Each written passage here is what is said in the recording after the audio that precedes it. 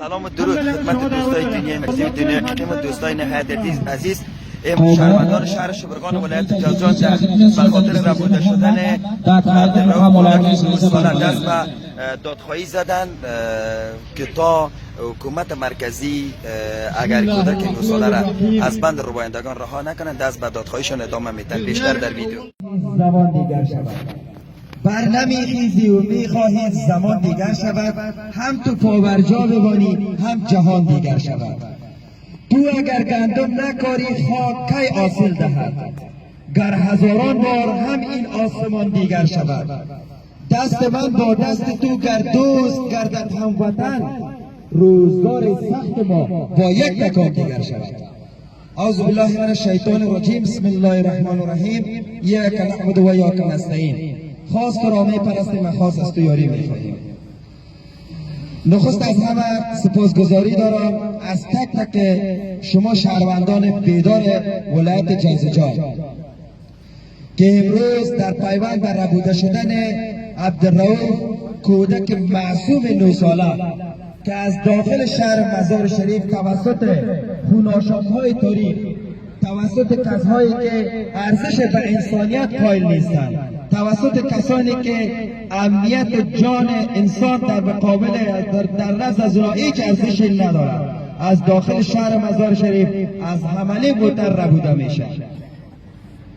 از آدرس اتحادیه نهادهای جامعه مدنی جوزجان که متشکل از نهادها، انجمنها، سازمانها، شوراها، بنیادهای ثبت راجستر وزارت عدلیه جمهوری اسلامی افغانستان می باشد، از آدرس فعالان مدنی، کسایی که بدون معاش امتیاز خاص به رضای خدا بر مبنای منافع ملی، منافع اجتماع، قوانین نافذه کشور فعالیت میکنیم، از او آدرس عمل کرده به شدیدترین الفاظ کسی که رئیس جمهور، رئیس شورای عالی مصالحه و بزرگان عزیزمون تقبیه میکنه، محکوم میکنه، ما تقبیه میکنیم. نعره تکبیر! الله اکبر! نعره تکبیر! الله اکبر!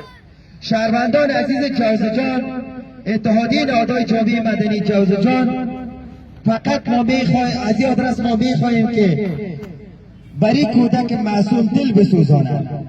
دوستان نهایت عزیز، یک چیز فراموش نکنیم، در پاسپورت امریکایی نوشته است در صورتی که یک شهروند امریکایی گم میشه، ربوده میشه، تمام نیروهای هوایی زمینی خود در حرکت میره. انگلستان همچنان نیروهای دریایی خود در حرکت میره. متاسفانه در افغانستان دلسوزی وجود ندارد. خواستم از شما شهروندان عزیزی است که خودتان امنیت خدا بگیرید.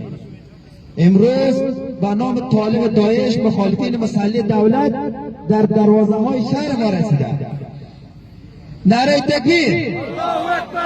ما آزادی عبدالرؤوف را میخواهیم. ما آزادی عبدالرؤوف را میخواهیم. عبدالرؤوف فرزند ماست.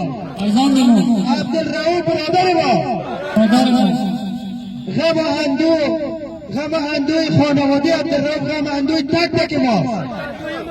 ما از حکومت محلی، از حکومت مرکزی، از دولت جمهوری اسلامی افغانستان که تحت چترش که بیرق سه‌رنگش است ما سیس داریم و از قوانین نافذه کشور اطاعت میکنیم، قوانین رعایت میکنیم. با جدیت تمام میخواهیم که عاملین ربوده شدن عبدالرؤوف هر کسی که دست دارد باید به پنجه قانون بسپارند تا پند برای خودش رد بره دیگران گردد. و این کودک معصومه هرچی حاجل که دل سنگ آب میشه به او حالتی که جانش لوچ است، هیچ چیز به جانش نیست، با وجود از که طفلک 9 ساله است ولچک زدگی به حالت گریان تضرع میکنه. او تضرع به خانوادهش نمیکنه، بر تک تک شهروندان بیدار میکنه. ایره متوجه فکر نکنیم که عبدالرؤوف از یک خانواده کسی دیگه است.